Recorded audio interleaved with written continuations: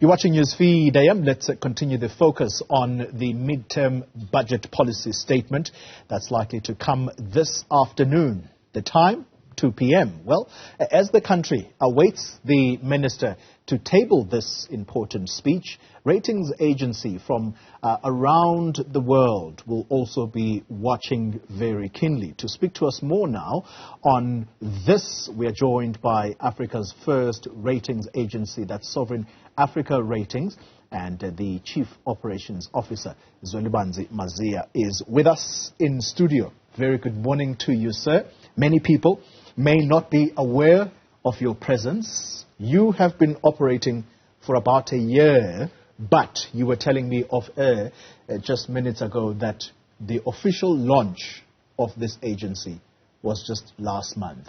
Have you issued your first ratings yet? Yes, so during that launch we issued our first rating, an unsolicited rating on South Africa. That's the first rating we issued.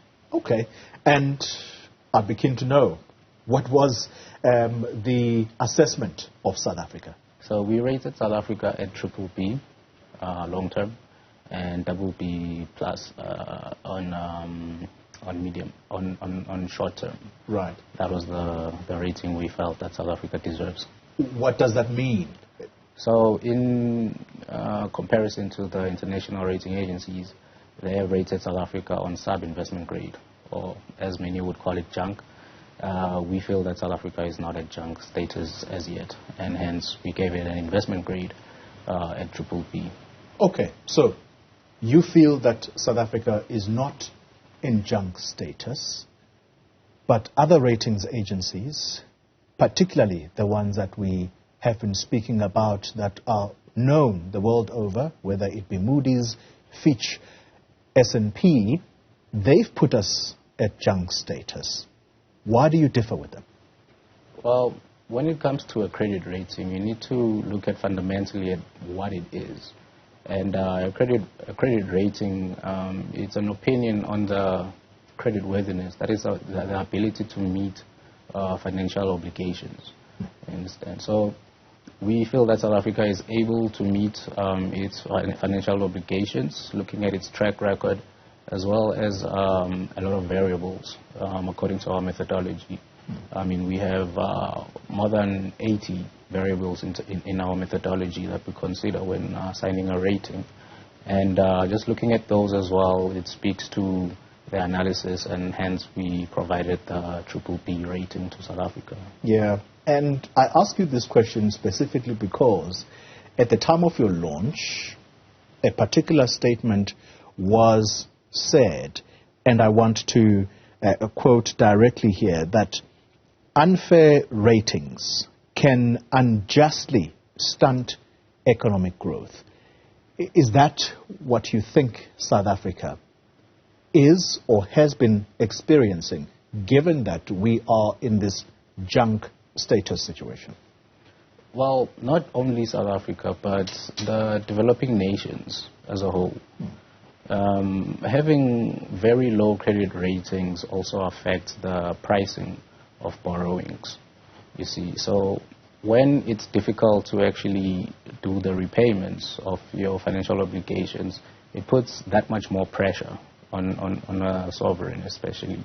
It's important to have stability in the credit rating space, hence an additional opinion is something that's always important in the market, especially for the rated entities as well as investors who now have more information to consider when making their investment decisions. So it makes our borrowing extremely expensive, which means that the interest that we are paying on these various loans that we are taking from around the various places where we borrow, that means we are paying a massive interest. And it leads us to talk about the debt to GDP ratio. You correct me if I'm wrong. My understanding is that we currently sit at 70%. Is that a good place, let's start there, to be at as a country? So 70% is quite high, even in terms of our methodology. That's one of the credit negatives that we've noted.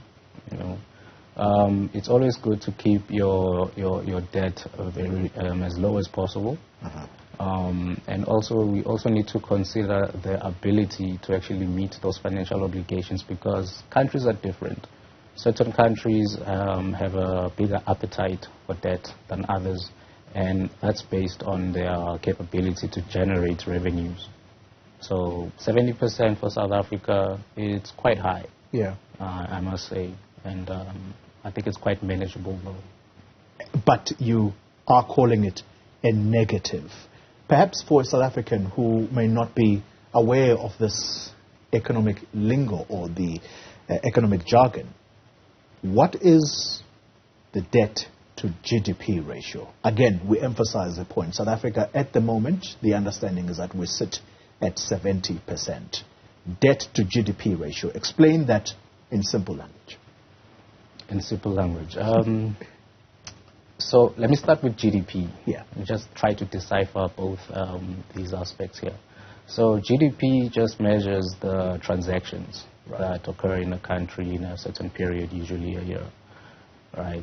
So when we look at debt to GDP, we are looking at the amount of debt versus the amount of transactions that occur in that country for a period such as a year.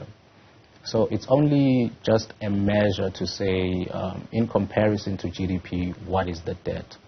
You see, so that's what debt to GDP is. And now having it at 70%, it's quite close to what the GDP is for the country, which is very high. However, it is the responsibility of the country through its national treasury to service that debt.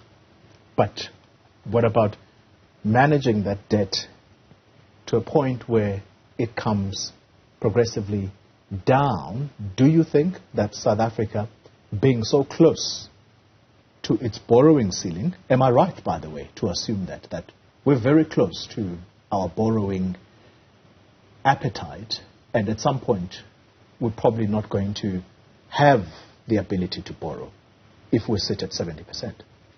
Well, it is the perspective of the investor, because as long as South Africa issues bonds and it wishes to borrow, as long as there's an appetite to borrow South Africa, they will continue getting borrowings.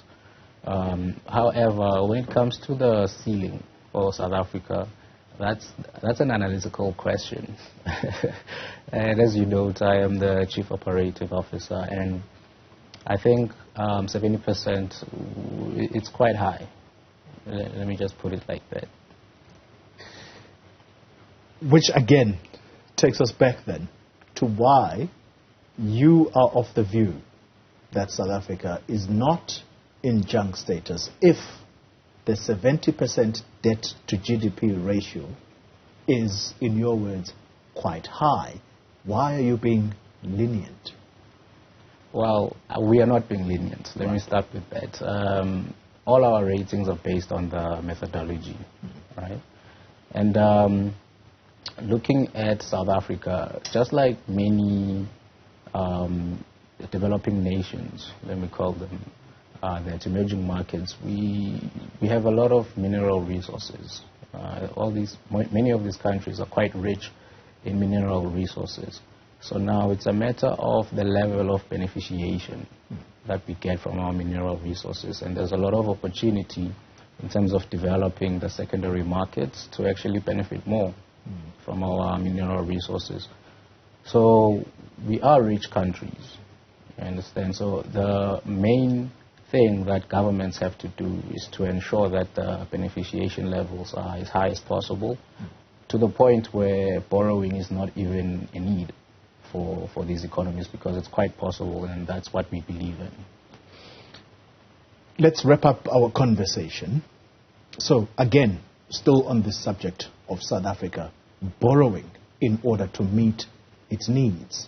One element that we cannot not afford to speak about is the Eskom debt. Yes. The finance minister, in all probability, will have to address it this afternoon. Close to 400 billion is what the debt of Eskom is at the moment. In all likelihood, South Africa is going to have to go somewhere to borrow that money in order to take care of that debt. In the 2-year period of COVID, I know that we have borrowed money from the IMF, the World Bank, including the Southern African Development Bank. This is all the debt that we are talking about when we say government debt now sits at 70%. How close are we to a fiscal cliff? I think the important thing that has to be done here is not only to look at the distribution of funds that will be discussed later today, because these are, these are symptoms of the current structure of the economy. More importantly, we should look at fundamentals in terms of the source of funding. Right. So in order to cover all these expenses, government expenditure as well as debt servicing, we are looking at the biggest contributor being tax revenue. However, there should be additional sources for funds for the government, and hence I was speaking about beneficiation from the natural resources, as well as something that should be done, investing in small and medium enterprises. Because countries such as South Korea, the biggest employer in such countries, and it's not only that country, but the biggest employer is actually the SMMEs. So there's quite a big potential there, and as well as the advantage that we have in terms of the natural resources, the beneficiation can actually be a major source of income for the country, and not just the tax revenues that we get. And should we develop these industries in terms of the secondary market for increasing the beneficiation, the tax revenues will also increase. So that is our position in terms of that.